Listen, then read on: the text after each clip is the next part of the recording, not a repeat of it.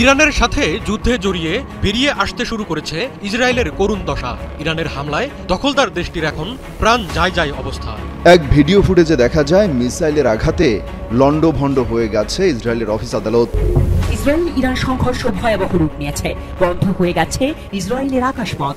বিমান চলাচল বন্ধ থাকায় দেশ ছাড়তে মরিয়া হয়ে উঠেছে স্থানীয় বিদেশিরা। কেউ পালাচ্ছেন জর্ডান বা মিশরের সীমান্ত দিয়ে, আর কেউ সমুদ্র পথে।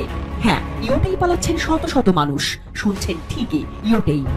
ইরানে হামলা চালানোর জেরে ইসরায়েলের টুটি চেপে ধরতে শুরু করেছে পাকিস্তান, চীন, রাশিয়ার মতো দেশগুলো। ইসরায়েল যখন ইরানের আঘাতে বিপর্যস্ত, ঠিক তখনই আরেকটি দুঃসংবাদ পেতে যাচ্ছে দখলদার ইসরায়েল। এবার ইসরায়েলের বিরুদ্ধে একজোট হচ্ছে ইরানের মিত্র দেশগুলো। কেবল কথায় নয়, কাজেও ইরানের সাথে মিত্রতার প্রমাণ দিয়েছে রাশিয়া। মন্তব্য করেছেন রুশ president Vladimir Putin. Iran Israel যুদ্ধে চীনকে আমরা দেখেছিলাম কূটনৈতিকভাবে ব্যাপক প্রটেস্ট করতে, কিন্তু তথ্যসূত্র বলছে শুধুমাত্র কূটনৈতিকভাবে না, ইরানকে প্লেন ভৈরা ভৈরা বিভিন্ন ধরনের মেশিনারিজ পাঠাচ্ছে চীন। আর চীন এবং ইরানের মধ্যে একটা খেলা চলতেছে, যেই খেলাটা নিয়ে সারা বিশ্বের মাথা ঘুরতেছে, যে ঘটনাটা কি। দখলদার দেশের সাথে ইরানের লড়াইয়ের সর্বশেষ অবস্থা জানাবো এই ভিডিওতে। এই মুহূর্তে চীনকে নিয়ে বড় করে টেনশনে আছে দখলদার দেশটি এবং তার বিশ্বমোড়ল মিস্টার ট্রাম্প সাহেব। পাশাপাশি আরও বড় টেনশনে পড়ে গেছে দেশটির ভেতরে থাকা ইন্টেলিজেন্স। তারা ইরানের প্রতি মুহূর্তের সারপ্রাইজে ক্লান্ত হয়ে গেছে যে ইরান সর্বশেষ আবার কি করে বসে। প্রতিটি রাত যাচ্ছে, প্রতিটি সকাল হচ্ছে, দখলদাররা নতুন করে টেনশনের চাদরে ঢেকে যাচ্ছে। কারণ এতদিন যারা সারপ্রাইজ দেবে সেই দখলদাররা এখন নিজেরা প্রতি মুহূর্তে সারপ্রাইজ পাচ্ছে। ইরান এতদিন যা বলেছে এখন সেটা করতে শুরু করেছে। সব কিছু মিলে আরও বড় একটি খবর আসছে, ইরানের সবচেয়ে বড় পারমাণবিক কেন্দ্রের কাছ থেকে একজন জার্মান এজেন্সির লোক ধরা পড়েছে। কারা তাকে পাঠালো, কেন তিনি সেখানে গেল এবং তার কাছ থেকে আপডেট কি পাওয়া গেল, চলুন এই খবরগুলো একটা একটা করে জানাবার চেষ্টা করছি। সম্মানিত দর্শক, আসসালামু আলাইকুম। নতুন একটি ভিডিওতে আপনাকে স্বাগতম। পুরোদমে চলছে ইরান ইসরায়েল যুদ্ধ। ইরানের হামলায় জাহান্নাম দেখলো নেতানিয়াহু। গাজাবাসীর মতো ইসরায়েল ছেড়ে পালাচ্ছে হাজার হাজার ইহুদি। জাতিসংঘে ইসরায়েলকে তুলোধুনো করলো পাকিস্তান, চীন ও রাশিয়া। ইসরায়েলকে মানচিত্র থেকে মুছে ফেলতে চীন, রাশিয়া, উত্তর কোরিয়া ইরানের সঙ্গে একজোট হয়ে হামলা চালাচ্ছে। ইসরায়েলের ঘুম কেড়ে নিল চীন। 100টি কার্গো বিমান ভরে অস্ত্র দিল চীন। প্রাণ বাঁচাতে ট্রাম্প ও মোদিকে ফোন দিলেন নেতানিয়াহু। ইরান ইসরায়েল যুদ্ধের সর্বশেষ আপডেট নিয়ে করা আমাদের আজকের ভিডিওতে অত্যন্ত গুরুত্বপূর্ণ তথ্য শেয়ার করা হয়েছে। দয়া করে ভিডিওটি শুরু থেকে শেষ পর্যন্ত ধৈর্য সহকারে দেখে একটি লাইক দিয়ে সবাইকে বেশি বেশি করে শেয়ার করে দিবেন। সেই সাথে আমাদের ভিডিওটি আপনি বাংলাদেশের কোন জেলায় বসে দেখছেন বা শুনছেন সেটি অবশ্যই কমেন্ট বক্সে কমেন্ট করে জানিয়ে দিতে ভুলবেন না। ইরানে হামলা চালানোর জেরে ইসরায়েলের টুটি চেপে ধরতে শুরু করেছে পাকিস্তান, চীন, রাশিয়ার মতো দেশগুলো। মধ্যপ্রাচ্যে আঞ্চলিক দুই প্রতিদ্বন্দ্বী ইরান ও ইসরায়েলের মাঝে টানা 7 দিন ধরে চলছে হামলার পাল্টা হামলা। আঞ্চলিক এই সংঘাতে বিশ্বের পরাশক্তির দেশগুলো জড়িয়ে যাওয়ার শঙ্কাও দেখা দিয়েছে। এর মধ্যে জাতিসংঘে ইসরায়েলকে তুলোধুনো করল পাকিস্তান, চীন, রাশিয়া ও আলজেরিয়া। জাতিসংঘ নিরাপত্তা পরিষদের এক জরুরি বৈঠকে ইরানের উপর ইসরায়েলের সামরিক হামলার কঠোর সমালোচনা করেছে দেশগুলো। তারা সতর্ক করে বলছে এই হামলা পুরো অঞ্চলকে অস্থিতিশীল করে তুলতে পারে এবং পারমাণবিক স্থাপনায় হামলার যে নজির তৈরি করা হয়েছে তা ভবিষ্যতের জন্য খুবই বিপজ্জনক। মূলত এই 4টি দেশের অনুরোধে জাতিসংঘের নিরাপত্তা পরিষদে এই বৈঠক অনুষ্ঠিত হয়। বৈঠকে রাশিয়ার রাষ্ট্রদূত বলেন, ইরানের শান্তিপূর্ণ বেসামরিক পারমাণবিক স্থাপনাগুলোকেও লক্ষ্যবস্তু বানানো হচ্ছে। এতে ভয়াবহ পারমাণবিক বিপর্যয়ের ঝুঁকি তৈরি হয়েছে। এমন স্থাপনায় হামলা চালানো যায় না বলেও সতর্ক করেন তিনি। চীন বলছে ইসরায়েলের এই হামলা আন্তর্জাতিক আইন ও আন্তর্জাতিক সম্পর্কের নিয়ম লঙ্ঘন করেছে। এটি ইরানের সার্বভৌমত্ব ও নিরাপত্তাকেও ক্ষুণ্ণ করেছে এবং গোটা অঞ্চলের শান্তি ও স্থিতিশীলতা বিপন্ন করছে।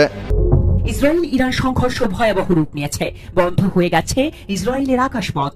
বিমান চলাচল বন্ধ থাকায় দেশ ছাড়তে মরিয়া হয়ে উঠেছে স্থানীয় বিদেশিরা। কেউ পালাচ্ছেন জর্ডান বা মিশরের সীমান্ত দিয়ে, আর কেউ সমুদ্র পথে। হ্যাঁ, ইয়োটেই পালাচ্ছেন শত শত মানুষ। শুনছেন ঠিকই, ইয়োটেই। দৃশ্যটা যেন যুদ্ধকালীন কোন সিনেমা। হেজলিয়া মেরিনা এখন আর কোনো পর্যটন গন্তব্য নয়, এ যেন এক অস্থায়ী বিমানবন্দর। সকাল হতেই শত শত মানুষ ভিড় করছেন সেখানে। কেউ ব্যাগ হাতে, কেউ কোলে শিশু। লক্ষ্য একটাই, যেভাবেই হোক দেশ ছাড়তে হবে। 13 জন রাতে ইসরায়েল বন্ধ করে দেয় তাদের আকাশপথ। বেন গুরিয়ন আন্তর্জাতিক বিমানবন্দর অচল, চারদিকে আতঙ্ক। হঠাৎ করেই সীমান্তে ভিড় বাড়ে। মিশর ও জর্ডানের সীমান্ত খোলা থাকলেও সেগুলোর সময় সীমিত, অপেক্ষা ঘন্টার পর ঘন্টা। এই ভয়াবহ অবস্থায় অনেক ইসরায়েলি বেছে নিচ্ছেন সমুদ্রপথকে। ইয়োটে বা প্রমোত্তরিতে করে পাড়ি দিচ্ছেন সাইপ্রাসের দিকে। 25 ঘন্টা লেগে যেতে পারে এই যাত্রায়, তবুও নিশ্চিন্ত জীবন চাই সবার। ইসরায়েলিরা বলছেন তারা আর পারছেন না, প্রতিদিন মিসাইলের শব্দে ঘুম ভাঙে, তাই বাচ্চা কাচ্চা নিয়ে আর থাকতে ইচ্ছে করে না, তাই যা খরচ হোক চলে যাচ্ছেন। হারিটস পত্রিকার রিপোর্ট বলছে ইয়োট ভাড়াও এখন আকাশ ছোঁয়া। কেউ কেউ $713 পর্যন্ত দিচ্ছেন একজনের জন্য। এক যাত্রী জানান তার কাছে চাওয়া হয়েছিল 6000 শেকেল। কোনো বিমা নেই, কোনো অনুমোদন নেই, তবুও দেশ ছাড়ছেন সবাই। সামাজিক যোগাযোগ মাধ্যমে খুলে গেছে সি এক্সিট নামের গ্রুপ। পোস্টের পর পোস্ট, অফার আর অনুরোধে ভর্তি। তারা কেবল বলছেন একটা জায়গা হবে, আর কেউ সাইপ্রাস যাচ্ছেন। ইয়োট মালিকরা বলছেন সবাই চাইছে পালাতে, কেউ টাকা দিলে আমরা নেবই তো।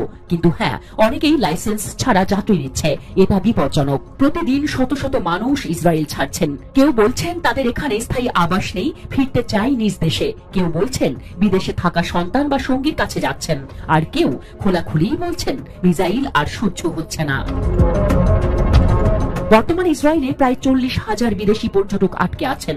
অন্যদিকে বিমান চলাচল বন্ধ থাকায় বিদেশে আটকা পড়েছেন প্রায় 1 থেকে 2 লাখ ইসরায়েলি। শুক্রবার 13 জুন ভোরে ইসরায়েল চালায় অপারেশন রাইজিং লায়ন, ইরানের পারমাণবিক ঘাঁটিতে ব্যাপক হামলা। জবাবে ইরান ছড়ে ডজন ডজন ব্যালিস্টিক মিসাইল।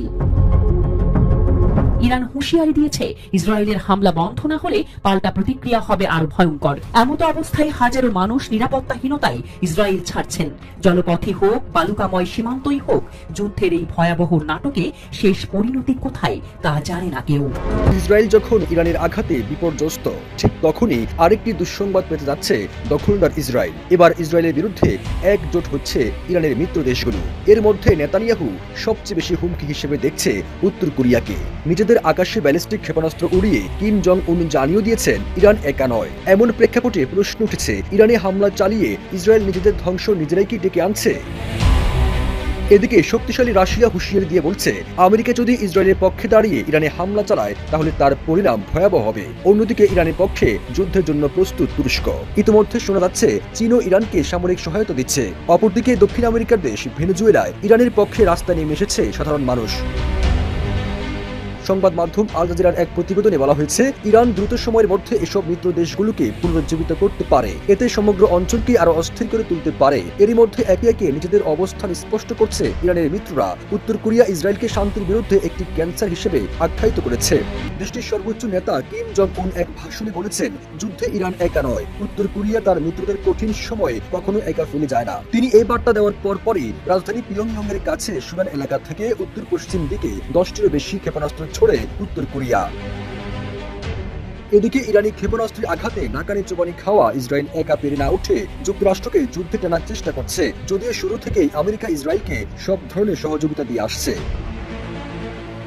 বিশ্লেষকরা বলছেন, যুক্তরাষ্ট্র যদি সরাসরি এই সংঘাতে জড়িয়ে পড়ে বা তাদের ঘাঁটি থেকে ইরানের দিকে হামলা চালায়, তবে ইরান এর কঠোর জবাব দেবে। আর সেই জবাব কেবল সরাসরি নয়, বরং মধ্যপ্রাচ্য জুড়ে তাদের সহযোগী গোষ্ঠীগুলোকে আরো সক্রিয় করে তুলতে পারে। দখলদার দেশের সাথে ইরানের লড়াইয়ের সর্বশেষ অবস্থা জানাবো এই ভিডিওতে। এই মুহূর্তে চীনকে নিয়ে বড় করে টেনশনে আছে দখলদার দেশটি এবং তার বিশ্বমোড়ল মিস্টার ট্রাম্প সাহেব। পাশাপাশি আরো বড় টেনশনে পড়ে গেছে দেশটির ভেতরে থাকা ইন্টেলিজেন্স। তারা ইরানের প্রতি মুহূর্তের সারপ্রাইজে ক্লান্ত হয়ে গেছে যে ইরান সর্বশেষ আবার কি করে বসে।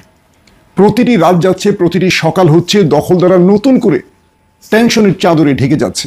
কারণ এতদিন যারা সারপ্রাইজ দেবে সেই দখলদাররা এখন নিজেরা প্রতি মুহূর্তে সারপ্রাইজ পাচ্ছে। ইরান এতদিন যা বলেছে এখন সেটা করতে শুরু করেছে। সব কিছু মিলে আরো বড় একটি খবর আসছে, ইরানের সবচেয়ে বড় পারমাণবিক কেন্দ্রের কাছ থেকে একজন জার্মান এজেন্সির লোক ধরা পড়েছে। কারা তাকে পাঠালো, কেন তিনি সেখানে গেল এবং তার কাছ থেকে আপডেট কি পাওয়া গেল, চলুন এই খবরগুলো একটা একটা করে জানাবার চেষ্টা করছি।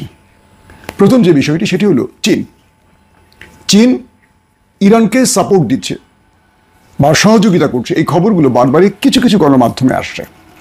আমরা যদি খেয়াল করে দেখি, প্রথমে ভারতের গণমাধ্যম আসছে, মধ্যপ্রাচ্যের কিছু খবরে আসছে, এবার মার্কিন যুক্তরাষ্ট্রের প্রেসিডেন্ট ডোনাল্ড ট্রাম্পের আস্থাভাজন বা তার নির্ভরযোগ্য যে গণমাধ্যম ফক্স, সেখানে প্রকাশ করা হয়েছে যে চীন থেকে একটি কার্গো জাহাজ এসেছে ইরানের উদ্দেশ্যে, এবং ইরানে যখন আকাশ বন্ধ করা, ইরানের যখন বিমান চলাচল বন্ধ ইরানের আকাশে, তখন সেই বিমানটি ইরানের রাডারে এসে হঠাৎ নিখোঁজ হয়ে যায়, নাই হয়ে যায়, গন্তব্যহীন হয়ে যায়। কি করে সম্ভব? ইরানের আকাশ যখন সবার জন্য বন্ধ, সেই সময়টা একটি মাত্র কার্গো বিমান আসে চীন থেকে। এর আগের যে খবরগুলো আমরা দেখেছি সেখানেও আমরা দেখলাম একাধিক চীনের কার্গো জাহাজ মানে কার্গো বিমান এসেছিল ইরানে, এবং বলা হচ্ছে এগুলো করে চীন প্রচুর অস্ত্র পাঠিয়েছে। বিষয়টা হচ্ছে এই মুহূর্তে ইরানের আকাশে পৃথিবীর সকল বিমানকে নিষিদ্ধ করলেও চীনের বিমান আসছে, কারণ চীন ইরানকে সামরিক অস্ত্র দিয়ে হেল্প করছে, এই দাবিটি করছে ফক্স নিউজ। প্রশ্ন হলো, চীন ইরানের পক্ষে মাঠে নামলো সেটা কি সামরিক ক্ষেত্রে না অস্ত্র দেওয়ার ক্ষেত্রে? যখন ইসরায়েলের পক্ষ নিচ্ছে আমেরিকা, তখন চীন নিচ্ছে ইরানের পক্ষে। চীনের এই যে কি বলে ইরানের যে এই বিজয় বা ইরান যে দখলদার দেশটির ভেতরে বড় রকম আঘাত করছে, নেপথ্যে চীনের কি কোনো বিশেষ কৃতিত্ব আছে, এটা নিয়েও আলোচনা হচ্ছে। একদিকে চীন পার্সিয়ান গালফে অবস্থান করছে আমেরিকাকে বিট করার জন্য, এবং বলা আছে যে চীন ইরানকে বিভিন্ন ক্ষেত্রে প্রযুক্তিগত সাহায্য করতে পারে, এমনটিও ধারণা করছে মার্কিন গণমাধ্যম।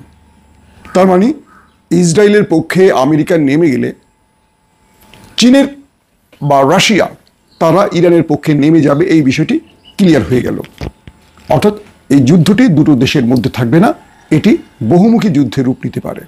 যেমন ব্রিটেন বা যুক্তরাজ্যের প্রধানমন্ত্রী ট্রাম্পকে বলেছেন, আপনি ভেবেচিন্তে সিদ্ধান্ত নেন, হুট করে ইরানে আক্রমণ করবেন না, কারণ আপনি আক্রমণ করলে এই যুদ্ধটা বিশ্বযুদ্ধে ছড়িয়ে যেতে পারে। কারণ আমেরিকা যখনই আক্রমণ করবে, আমেরিকার শত্রুরা ইরানকে সহযোগিতা করবে। যেমন রাশিয়া ইউক্রেন যুদ্ধ এখনও শেষ হয়নি, কারণ ইউক্রেনকে আমেরিকা বলয় বা পশ্চিমা বলয় সবাই সহযোগিতা করছে, যে কারণে রাশিয়া এই যুদ্ধ শেষ করতে পারছে না। তো ইরানে আমেরিকা আক্রমণ করলে যেটি হতে পারে, ইরানকে আমেরিকার বিরোধীরা প্রকাশ্যে হোক আর গোপনে হোক সব রকম সহযোগিতা করবে, এটি নিশ্চিত। 2 নম্বর বিষয়, হঠাৎ করে ইরানের ভেতরে মোসাদের তল্লাশিতে বেশ চিরুনি অভিযান চলছে। এটা হঠাৎ করে বলাটা ভুল হবে। যখন ইরানে প্রথম আক্রমণ করে দখলদাররা, প্রথম আক্রমণই প্রায় 25 জনের মতো, 20 থেকে 25 জনের মতো গুরুত্বপূর্ণ টপ কমান্ডার, সেনাবাহিনী বলি, আইআরজিসি বলি, গোয়েন্দা বিভাগ বলি, পরমাণু বিজ্ঞানী বলি, একদম টপ পজিশনের লোকগুলি মারা পড়েছে। ইরানের ধারণা ছিল এতদিন যে দখলদার দেশটি ইরানের ভেতরে স্যাটেলাইটের মাধ্যমে গোয়েন্দাগিরি করে, বা উপর থেকে বিশেষ ড্রোন উড়িয়ে গোয়েন্দা ড্রোনের মাধ্যমে তথ্য উপাত্ত চুরি করে। কিন্তু প্রথম দিন 13 তারিখ যখন ইরান আক্রান্ত হলো, ইরান বুঝতে পেরেছে যে আমার সেনা প্রধানকে, আইআরজিসি প্রধানকে, পরমাণু বিজ্ঞানী প্রধানকে, বা কি বলে আয়াতুল্লাহ আলী খামেনির উপদেষ্টাকে, এই যে বিশেষ গুরুত্বপূর্ণ ব্যক্তিদেরকে যে হত্যা করা হলো এত নিখুঁতভাবে, এগুলো আকাশ থেকে কোনো গোয়েন্দাগিরির মাধ্যমে নয়, এগুলো ভেতরের বিশ্বাসঘাতকরা করেছে। এবং একযোগে ইরানের আকাশ প্রতিরক্ষা সিস্টেমগুলো অচল হয়ে যাওয়া, পাল্টা এটাকে ইরান প্রথম দিন যেতেই পারলো না, সব কিছু মিলে যে ব্লান্ডার হয়ে গেল, এক রাতে ইরান যে আকাশ থেকে মাটিতে পড়ে গেল, এটার কারণ কি? তো ইরান এই আঘাতটা পাওয়ার পর ঘুরে দাঁড়াবার জন্য প্রথমে যে কাজগুলো করেছে সেগুলো হলো তাদের ভেতরের বিশ্বাসঘাতককে চিহ্নিত করার কাজগুলো করেছে, এবং মোটামুটি ইরান অনেকেই ট্রেস করে ফেলেছে। কেউ দেশ ছেড়ে পালিয়েছে, কেউ দেশের ভেতরে আত্মগোপনে আছে, তাদের ধরার কাজটি করছে। আবার অনেকে ইরান ধরে ফেলেছে, কিন্তু ইরান প্রকাশ্যে তাদের নাম আনছে না, কারণ তাদের মাধ্যমে ইরানের চেষ্টা হলো মোসাদকে বা বিদেশি গোয়েন্দাদের শনাক্ত করা।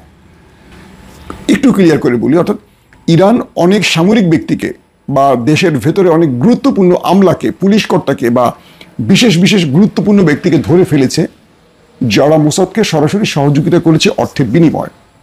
কিন্তু ইরান তাদের নাম প্রকাশ্যে আনছে না, কারণ তাদেরকে দিয়ে এখনো মোসাদের সাথে যোগাযোগ করাচ্ছে ইরান তাদের মতো করে। তারা তাদের মতো করে এই কাজগুলো করছে। কেন করছে? মোসাদ তো জানেন আসলে তাদের কারা কারা ধরা পড়েছে। তো এই জন্য যারা ইরানের ভেতরে এই বিশ্বাসঘাতকতাগুলো করেছে মোসাদের হয়ে, তাদের মধ্যে একটা গ্রুপকে ইরান ধরে ফেলেছে এবং তাদের কাছ থেকে যা তথ্য উপাত্ত নিয়ে নিয়েছে। আরেকটা গ্রুপ আছে যাদেরকে ইরান, মানে ইরানের নিরাপত্তা বাহিনী বা গোয়েন্দা টিম তাদের সঙ্গে রাখছে, এবং তারা তাদের মতো করে মোসাদকে বার্তা দিচ্ছে, হ্যাঁ আজকে এটা হচ্ছে, কালকে, মানে মোসাদের সাথে একটা গেম করছে ইরান এখন। ধরেন যিনি ইরানে এখন মোসাদের হয়ে কাজ করছেন মিস্টার এক্স, তো এক্সকে ইরান শিখিয়ে দিচ্ছে, বলো যে ইরানের আয়াতুল্লাহ আলী খামিনি আজকে ডান দিক থেকে উত্তর দিকে যাচ্ছে, ওরা ডান দিক থেকে উত্তর দিকে একটা মিসাইল মারে, আসলে সেখানে আয়াতুল্লাহ খামিনি যাচ্ছে না। তো এভাবেই করে মোসাদের যত লোক এজেন্ট ইরানে রয়েছে তাদেরকে আটকে, তাদেরকে দিয়ে মিসগাইড করছে এখন মোসাদকে, এমন একটি তথ্য পাওয়া গেছে।